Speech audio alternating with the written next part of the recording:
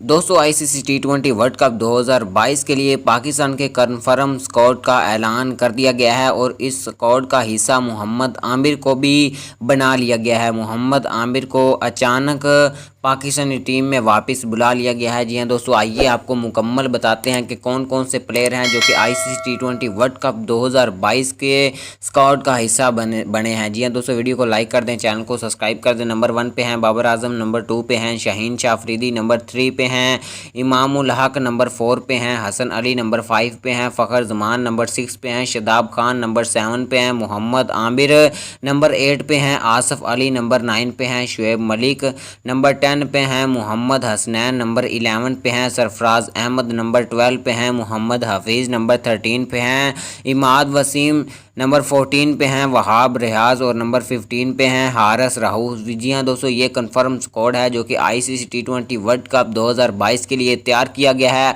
आपके कौन से प्लेयर फेवरेट हैं, कमेंट बॉक्स में हमें ज़रूर बताइएगा।